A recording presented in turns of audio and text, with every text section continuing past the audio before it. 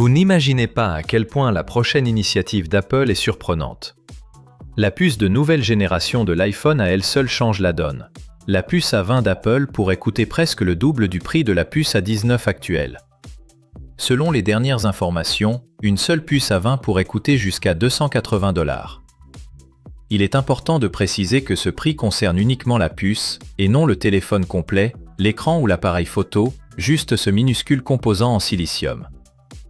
Par rapport à la génération précédente, cela représente environ 80% de plus. Et les dernières nouvelles indiquent que cette augmentation est encore plus importante que prévu. La raison est à la fois simple et étonnante.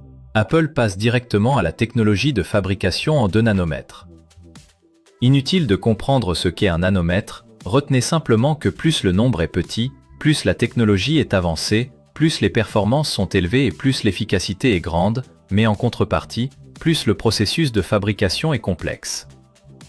TSMC, le premier fabricant mondial de puces, restera le fournisseur. Apple s'appuiera toujours sur eux pour la production de ses puces les plus récentes. Le problème, c'est que la fabrication d'une puce de 2 nanomètres est incroyablement complexe.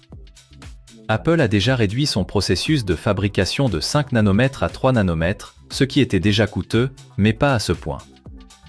Cette difficulté tient au fait que 2 nanomètres ne signifie pas seulement une taille réduite, cela exige une architecture de puce totalement différente appelée GAA ou Gate-All-Around.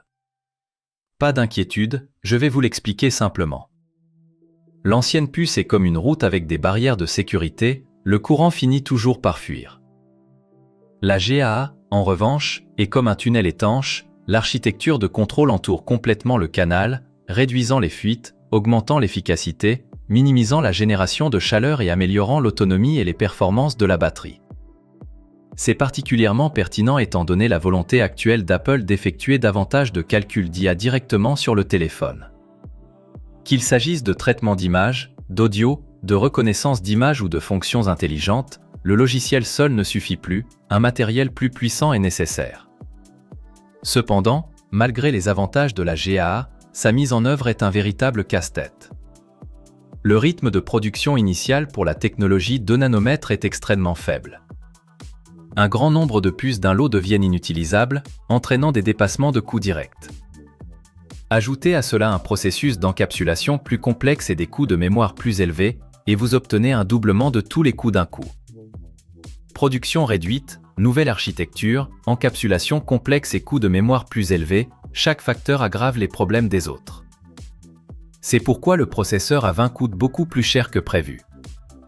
Apple a toujours suivi cette stratégie, pendant que les autres observent, l'entreprise s'empresse d'adopter des procédés de fabrication nouveaux, plus coûteux et plus complexes afin de conserver son leadership en matière de performance et d'efficacité énergétique. Mais même pour Apple, ce saut est particulièrement important.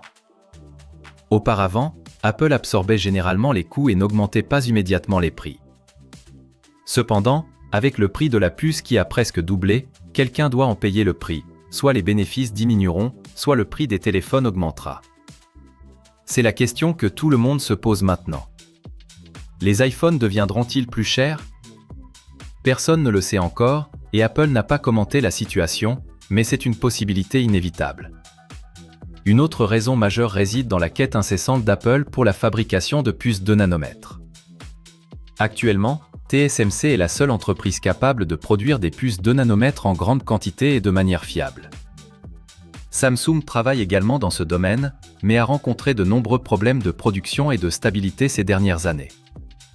Par conséquent, Apple, Qualcomm et MediaTek se livrent une concurrence féroce avec TSMC, Apple bénéficiant d'une priorité de production. Pour s'assurer une capacité de production rapide, Apple doit payer des prix plus élevés, ce qui fait grimper les coûts. Samsung poursuit également le développement de son processeur Exynos 2602 nanomètres, utilisant la 2e génération de GAA, dans le but de rattraper son retard en termes de performance et de capacité d'IA.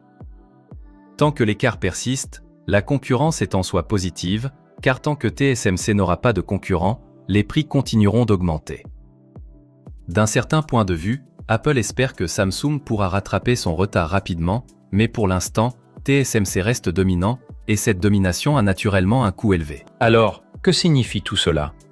Si Apple réussit, Le processeur A20 sera incroyablement puissant, offrant des performances soutenues accrues, une dissipation thermique réduite, aucune chute de fréquence même en pleine charge, des capacités d'IA hors ligne considérablement améliorées et des progrès notables en photographie, en intelligence système et en fluidité d'utilisation. Voilà pour les avantages.